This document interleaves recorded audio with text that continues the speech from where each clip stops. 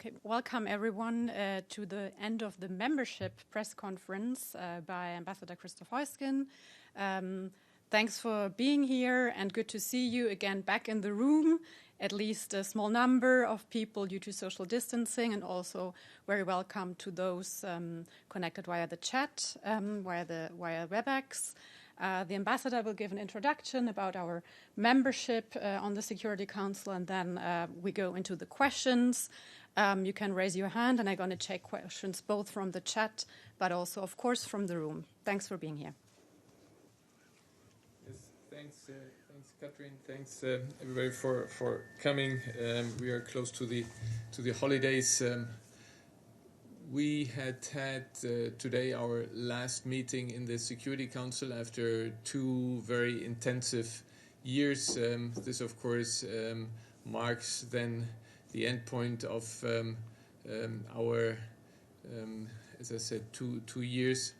And when we look back and when we look in particular to what we, look back to what we have said at the beginning, we followed a bit the playbook that we had put together before. What does that mean? We came here to the Security Council with the objective to work as a member of the Security Council that is fully engaged, that is following its principles. And what was for us the most important is that we use this period to defend the multilateral system, that we defend and work for a rules-based international order, that we work for the respect of international law, international humanitarian law, and human rights law. And we have been following that playbook from the very beginning until the last day. Behind all this, of course, is our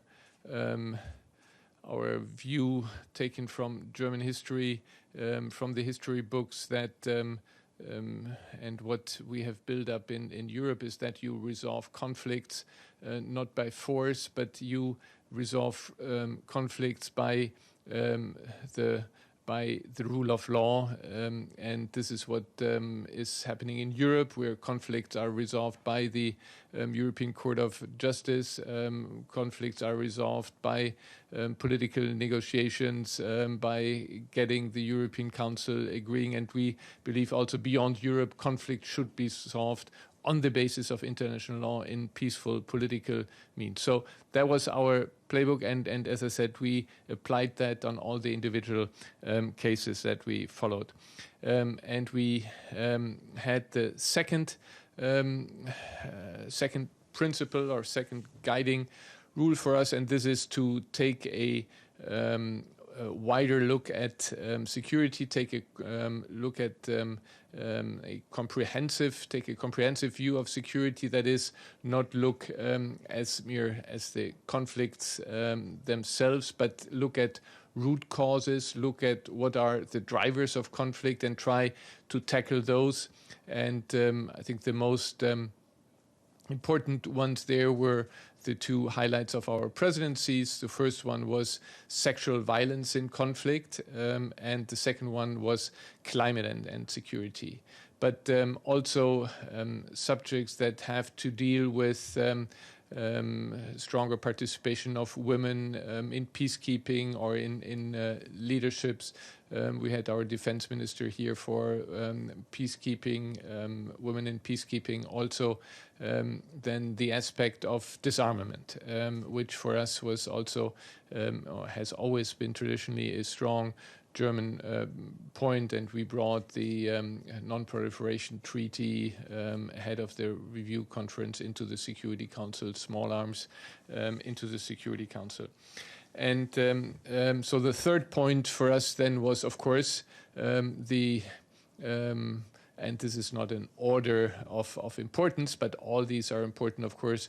The one is our contribution to the resolution of conflicts. And we have worked in the Security Council on all the conflicts that are on the agenda, but of course we also concentrated on some of the ones where we have been engaged before, or those where we were here also holding the pen, as it goes according to the UN language. That is Libya, the conflict there, where at the beginning of this year with the Berlin conference, a new start was made to get from the military logic to a political one, have the Berlin conference, the Berlin process, and this is what we have been working from through the whole year. And as you know, we had in the Security Council, we adopted a resolution endorsing the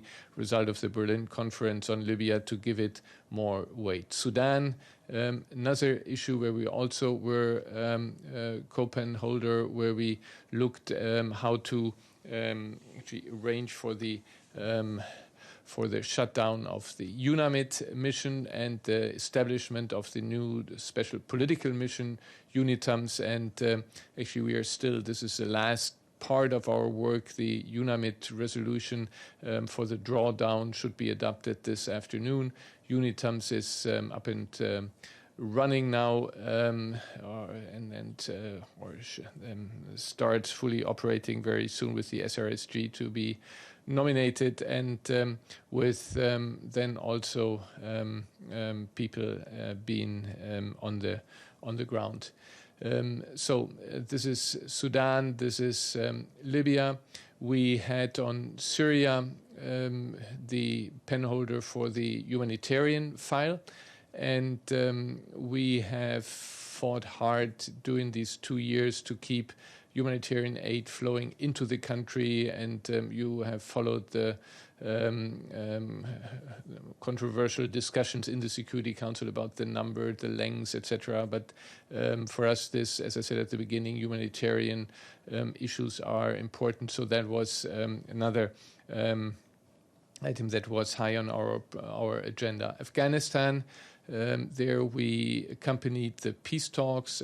Germany was also in Doha represented to get the intra-Afghan dialogue working, and we were the penholder for the Afghanistan resolution together with Indonesia here in the Security Council, and we drove that file forward. But as I said, these are some of the files that we have been working on, but we tried really on each and every issue that is on the agenda, each and every conflict, to see that we get our expertise, our views into the Security Council. And just yesterday, on the second last day on our initiative, we had the conflict, the long frozen but now unfortunately unfrozen conflict in the Western Sahara on the agenda of the Security Council. So these were the some of the most important items that we have been looking at. We worked very closely with our French colleagues. We had the jumelage, the German-French presidencies in the first year. We had then the European Spring, because there were 3 EU members, one following the other, with Estonia, France, and Germany in the presidencies. We worked very closely with the E10, the elected 10 members in the Security Council. We worked very closely with civil society. For us to involve civil society on the many issues on the council was very important, and we brought a record number of briefers from civil society to the Security Council in both our presidencies, and each time we had more women than men as briefers. So that was for us very important. We worked, as I said, very well with our with our colleagues there. And I must say that even if in the Security Council we have sometimes our conflicts and we have different views, and I'm always of the opinion that one should call a spade, and should make very clear where a country stands. That, on the other hand, what was positive is that in the Security Council, despite all these controversies, there is a good working atmosphere. There is a good friendship between the members of the Security Council. This includes the permanent ones. This includes the US. We have a very good relationship. Looking forward, we see now a new team coming in, the new E5, and we have had bilateral meetings with all of them to convey to them our experience and tell them a bit how, as an elected country, you make your points and you influence the Security Council. That was for us important that we go into this direction. As I said, civil society cooperation was important. So, as I said, we worked very well among each other. What I also want to say is that we worked very closely with the Secretariat. And here I would also highlight the good cooperation that we had with the team. Malu, we had good cooperation with BCSS. We, of course, worked together with UN TV and the spokes office. The fact also that we are giving our final press conference here from the UN building also speaks for the good cooperation with the spokes office or with the Secretariat. For us, transparency was important. We tried to do as often as possible meetings with the media. And for us also, it was a bit symbolic that we, in our presidency in April, we opened the curtains in the Security Council. That was, on the one hand, a bit, but this is, of course, everybody thinks differently, but we think it's easier to work with daylight and is another atmosphere. But it was also symbolic, meaning that we wanted to bring transparency into the Security Council. And we brought an hourglass there to the security the first time around, trying to see that people don't speak too long.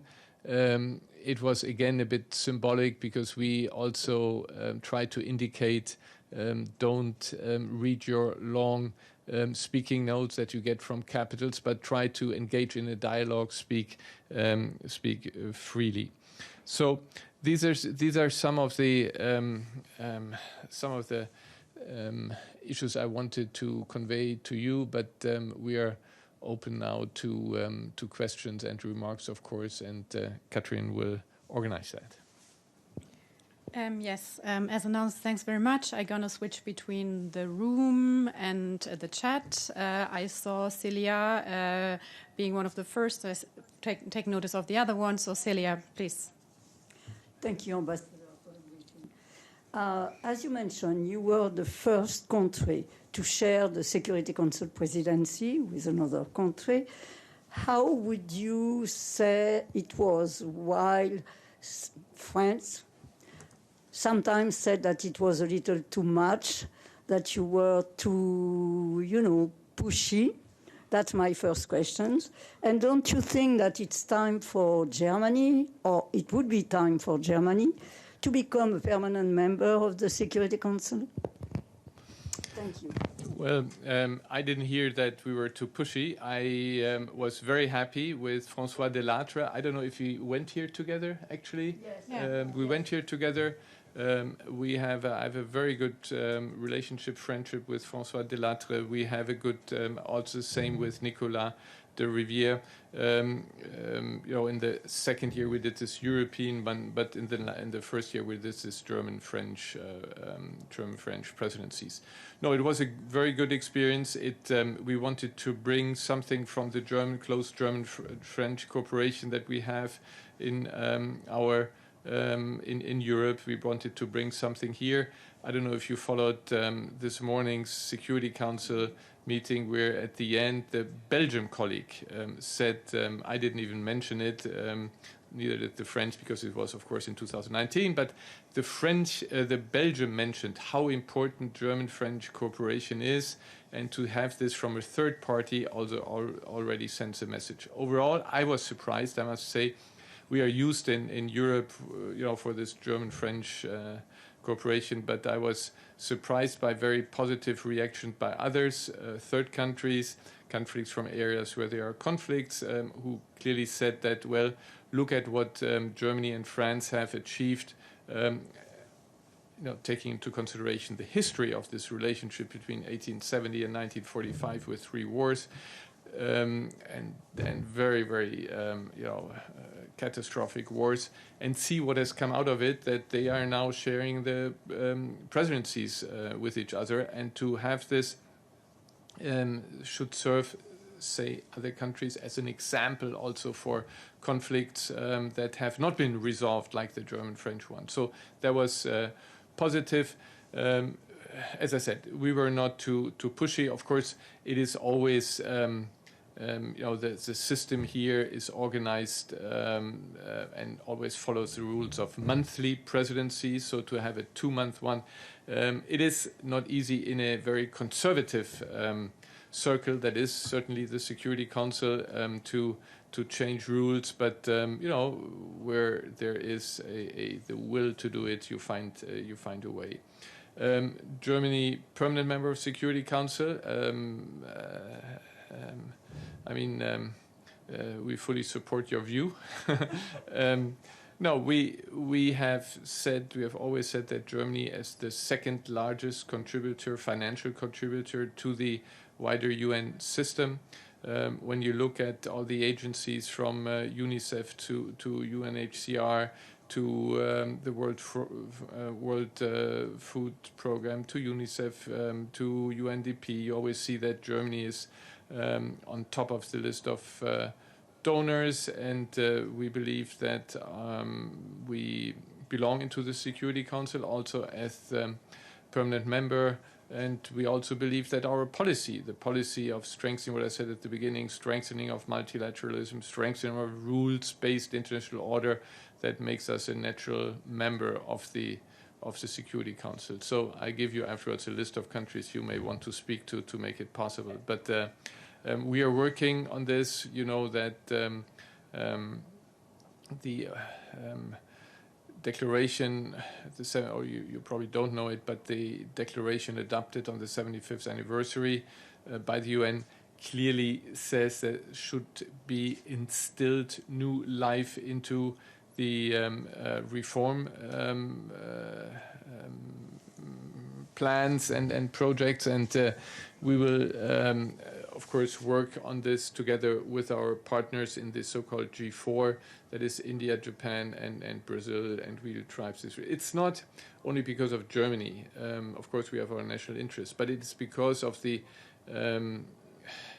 credibility and legitimacy of the Security Council. The Security Council in its composition should reflect today's reality on the world and not the reality of 1945. I will now take one question from the chat, but I take note of all your questions, so no, there will be time for it. So I have Pam Falk from the chat. Pam, if you could ask. We cannot see you now. We cannot see you now.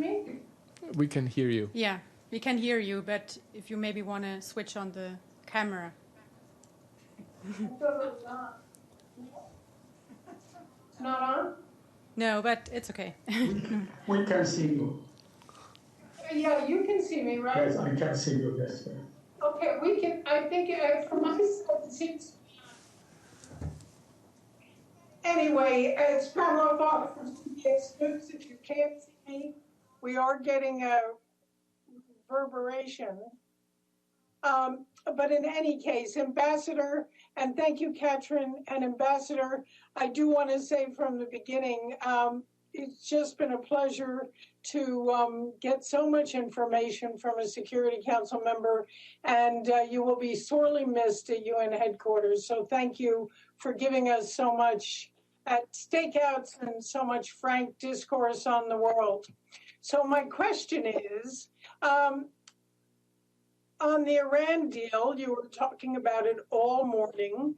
The IAEA chief told a wire service that there would have to be some new piece of paper, an ancillary document or a protocol or something to bring the nuclear deal back up to date. He's now appears to be walking that back. Do you think something new has to be done in terms of any kind of additional paper if the U.S. wants to get back in under President-elect Biden and Iran wants to go back to compliance? And then I want you to just say what's the high point of your years in diplomacy at the UN? Yes, on the first issue, we had, as you know, yesterday a virtual meeting of the signatories of the JCPOA, with the exception of the US, and the clear impression I got from that is that there is a willingness of everybody to return to the JCPOA. We have heard that from the Biden administration, but of course this has to be formalized, and things have moved on since then, and we have to make sure that we return to the agreement. And I'm sure in one form or the other, this has to be, of course, specified. And how they do it, this is something for the negotiations. But after yesterday's meeting, where you had this convergence of the other partners and what American President-elect has said, that will, I think the political willingness is there, but very often you have problems that lie in detail, and they're detailed, and one has to look at that. You have to remember that the JCPOA was negotiated for years, and it was an agreement that was then reached at the end, and now we have seen the U.S. backtracking, and for 4 years basically it was a bit in a limbo, and to return to that will not be. It's not just that you say we push a button, but there will have to be intensive talks. What was the high point of the Security Council?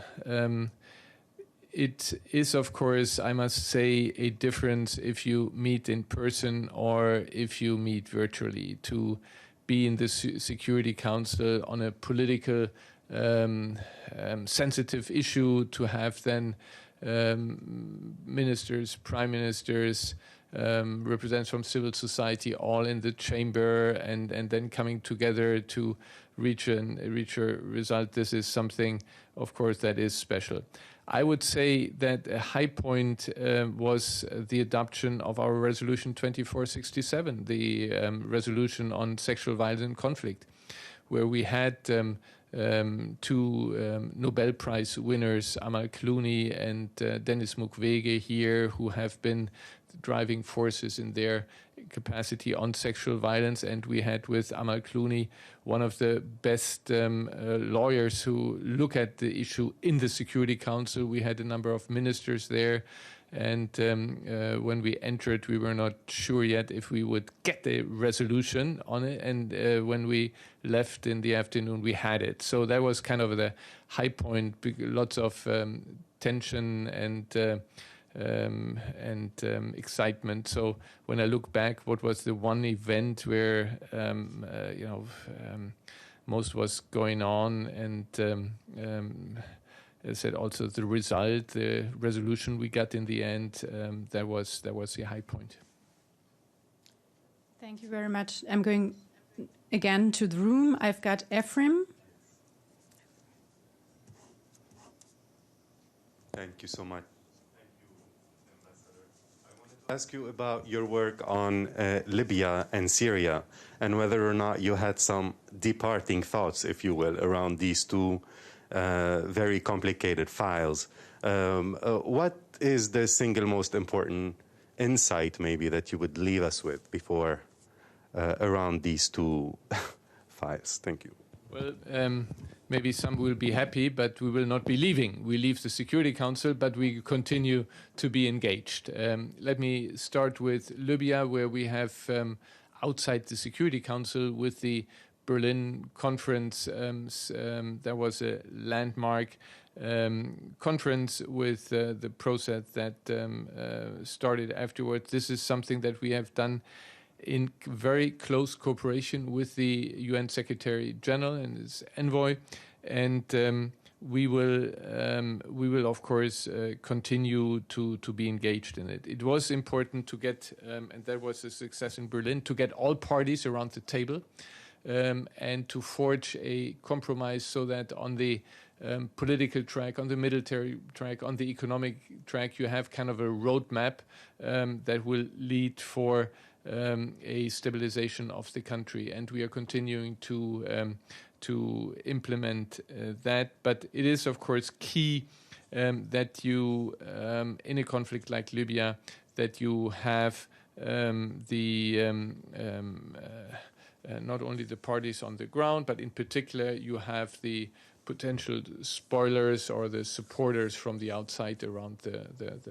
So for Libya, I think it's important after what we are reading about the withdrawal of Mr. Mladenov, we need to resolve the issue very soon. We need, although I must say that Stephanie Wilmes is doing a fantastic and has been doing a fantastic job and bringing people together. But it clearly shows you need the UN for this. You need the UN as a convening power. They can do it, and we can help and we can support it and have a conference, because Germany has special status somehow since we abstained in the vote in 2011. On Syria, we will, of course, not be the penholder anymore that negotiates the resolution with regard to the crossing points, but Germany, of course, will remain involved. You know, there is a small group countries that are engaged on the issue, and then Germany will also on Syria continue to be a major humanitarian donor, so that we will be also engaged there. But Syria, the stability of Syria is absolutely in our interest, and we have to try to get it right, to get a situation in the country where the people feel at home, where you have a constitutional reform, where you have free and fair elections, and this is the direction we want to go, and we'll push also the parties to go into that direction. But there, everybody has to play ball. I'm going back to the chat and then back to the room. I've got Ibtisam Azem. Ibtisam. Thank you, Catherine. Thank you, Ambassador. Thanks a lot for the great work that your team and Catherine and the press were doing. So my question is also in the first one on Libya, and I wanted to see if you have any comments regarding the withdrawal of Mr. Mladenov. And given the fact that the process of choosing a new envoy took so long, how optimistic are you that this will be now quicker, and how this will influence things on the ground? And on Iran, could you be more specific regarding the talks? I mean, here, do you see that the talks happening first between the Americans and the Iranian, or is it going to be more similar to what happened during the negotiation on the GCOP? Thank you very much. On Mladenov, I don't know more than what you know and what the spokesperson has said. There are personal reasons, whatever they are. No, this is a totally new situation. The Secretary General, it's the envoy of the Secretary General, so he is in charge of resolving this problem. It must be a nightmare for him after he had just wonderfully put together this personnel package to find for a new one who will be acceptable to everyone, but at the same time somebody forceful, and Mladenov certainly was. On Iran, I do not want to speculate. You know, the American administration is not in office yet. There are no talks between the incoming presidency and governments, because the Biden administration is very careful in resisting all attempts to enter into negotiations with partners, but they want to wait until the 20th of January. And then I assume that we'll have, of course, don't go directly into a big conference, but you assess with your friends and partners which direction you will go. So at the beginning, I see much more informal meetings and phone calls going on, and once one has a direction, then of course everybody will come together to endorse that plan forward. But it has to be quick. The Iranians have violated the JCPOA as well, and we must, if the longer we wait, the higher the price the government has to pay when, in that case, the Iranian government has to pay when they give up something that they have achieved. So the earlier, the better. Thank you. I go back to the room. I take color, I assume, on DPRK. Thank you. No, it isn't actually. It's Lithuania. And I would like to ask you, this is actually a question in your national capacity. As Katrin knows, I had very wonderful discussions with one of your colleagues, who I understand is now in an authoritative position in your foreign ministry. And I would like to know, first, how I can get this letter that was written by former U.S. Congressman Dennis Kucinich to the President and the Justice Minister of Lithuania regarding, and I quote from the letter, the Council of Europe has raised significant concerns regarding this case, citing it as political persecution and undemocratic actions against Mr. Algirdas Paleckis and his party. Freedom of speech and expression are fundamental principles enshrined in Article 19 of the Universal Declaration of Human Rights and Article 10 of the European Convention for the Protection of Human Rights and Fundamental Freedoms. Now, Lithuania is a member of NATO. I understand that it's required that they be a democratic country. And this is a very, very shocking persecution of somebody who has criticized the official government line in Lithuania. And as you know, because I'm sure you both know a great deal about my country, I was in Lithuania. I did speak on their Alpha One television, and I said, in the United States, we can criticize anybody and anything. And as you know, you've been here the last 4 years. Everything is said about everyone, true or untrue.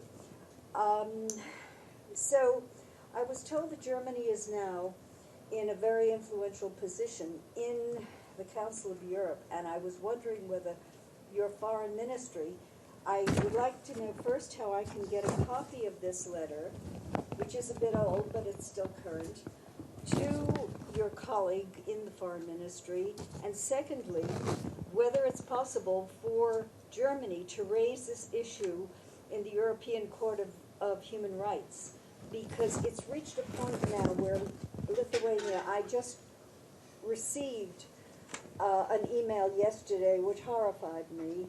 I had been in contact with your colleague earlier and heard nothing back from Lithuania, no from him. I assume he got my email because it didn't bounce back. What is your question? Excuse me, I'd like to make it, if you would stop interrupting me. To ask a question too. I find that very offensive and disrespectful. I think we should come to the point where the yes, ambassador gets the is. chance to react to topics which are not dealt with in the UN, but he may very briefly say something on it. Lithuania as member of NATO, there is now a potential conflict with Belarus. That's one possibility, which would definitely be a Security Council issue. But secondly, I'd like to know what Germany can do as a central power now in Europe to try and help with this case, because human rights affects everyone. And this is, in a way, similar.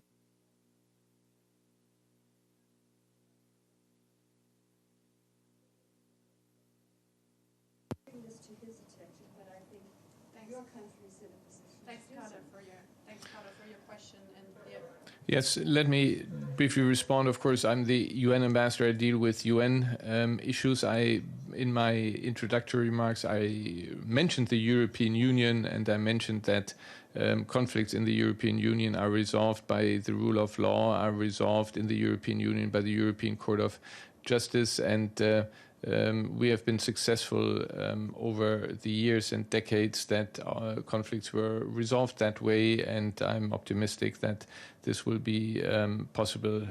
I must say I have a very good cooperation with Lithuania here in New York, an extremely good cooperation also within NATO. You may know that Germany has also troops in the Baltic countries stationed. We work very closely with the Baltic countries, and I don't think that this will change. With regard to the individual case, this is, as I said, something that doesn't pertain to UN, the UN offices or the UN ambassadors. So this is something you have to raise in Europe, or you talk directly to the embassy. But it's something that is or should be picked up in Brussels, basically. Then, if it is seen of relevance for NATO or the EU. Okay. Thank you very much. We go to the next question because we have a number of other questions and give everybody the chance to ask at least one question. Now back to the chat. We are going to Abdelhamid. Abdelhamid. Thank you so much, Catherine. Thank you, Mr. Ambassador. We really appreciate your engagement with the media for the last 2 years. In fact, I had a question which was taken about the permanent member of Germany, and another question which was taken about the withdrawal of Mladenov and Libya. And my question, I have 2 questions. I mean, briefly, if you can tell us what happened in the closed meeting about Western Sahara. I read your statement. It was beautiful, great. I sent a reaction to it. And my real full question about Palestine. You have seen, Mr. Ambassador, in the last 2 years that things are getting worse. And the two-state solution is becoming more of an illusion than a reality. Israel, after the normalization agreements with UAE, Bahrain, and others, it's becoming even more bold in its annexation of land. They have been announcing more settlement activities, more bulldozing houses, more arrests. It's becoming, more aggressive, in fact. So is the two-state solution, Mr. Ambassador, still feasible, possible, plausible, realist? What do you think? Thank you so much for your patience and your engagement. No, thank you. Thank you for your questions. Western Sahara, Germany brought this to the Security Council yesterday. We brought it there because we have been following events very closely. And without going into details, the basic challenge is that we have not made progress. We have not made progress on the political track.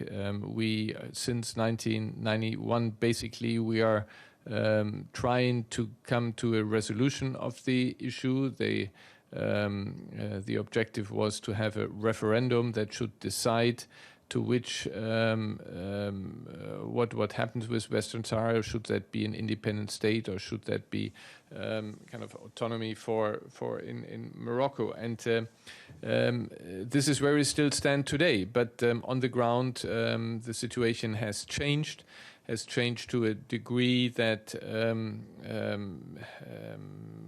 the conflict erupted, as you have followed. So what are the consequences? The most important thing is to find a special envoy for the Secretary General who is accepted by both parties and who can then very quickly relaunch the political process that had started under President Köhler. So there is no military solution, but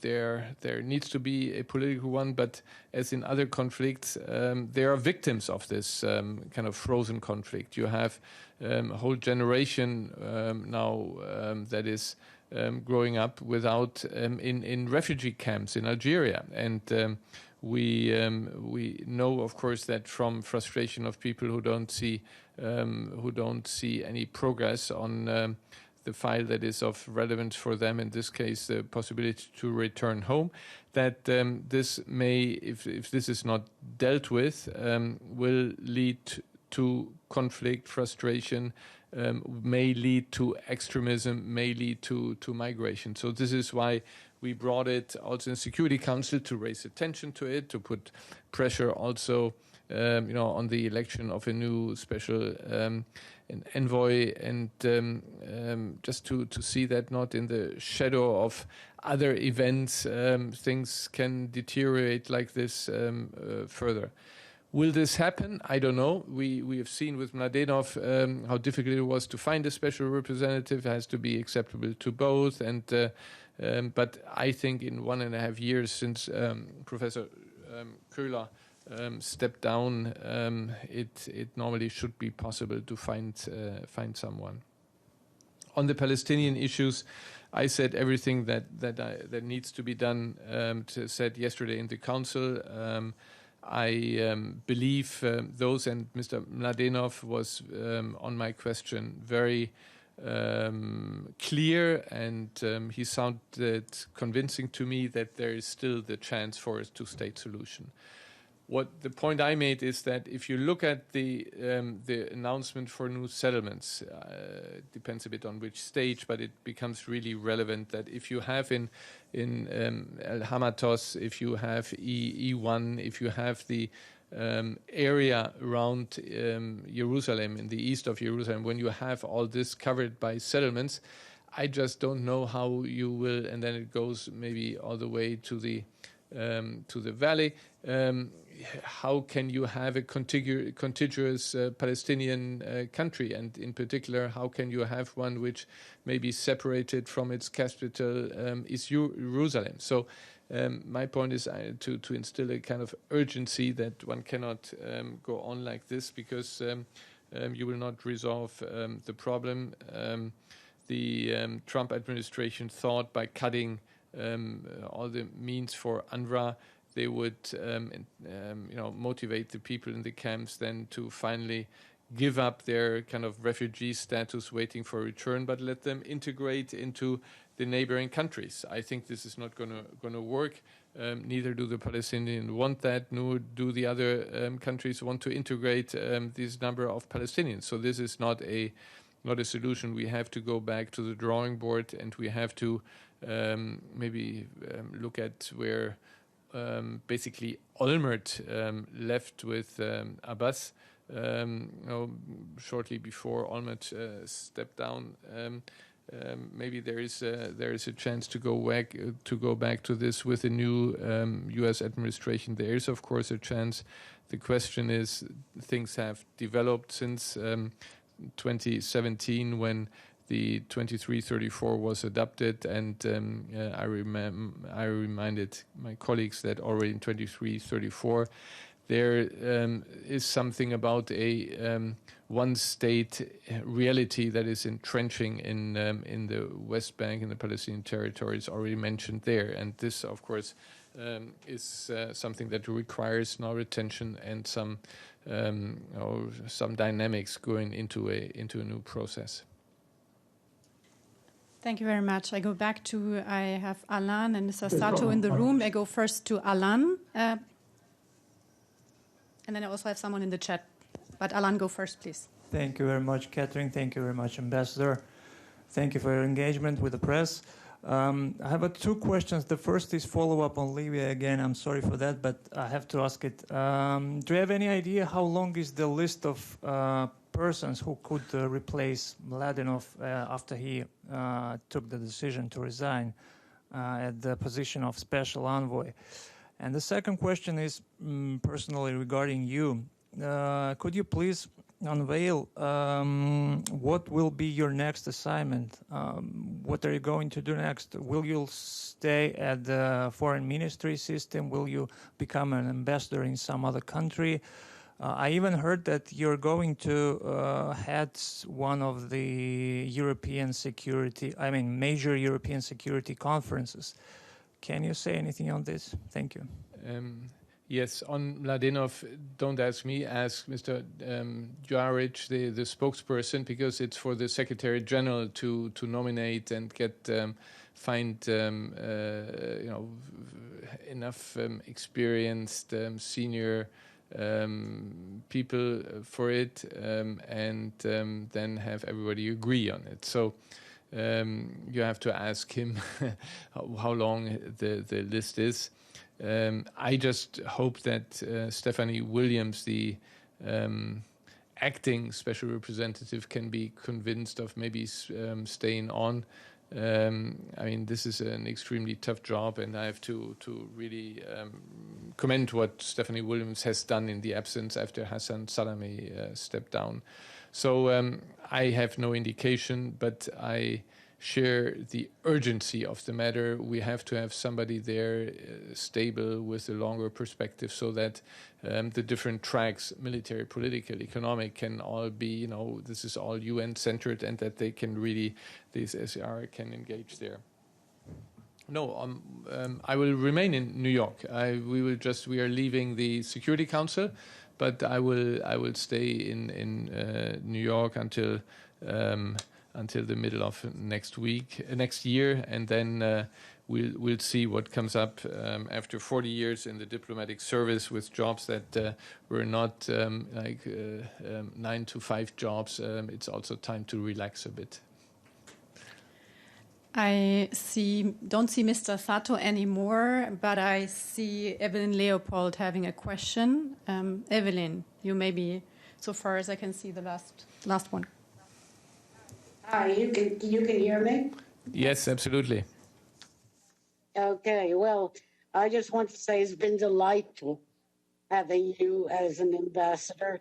You've been very generous with your time. And Catherine Deschauer has also been a remarkable addition to the spokesman procedures. I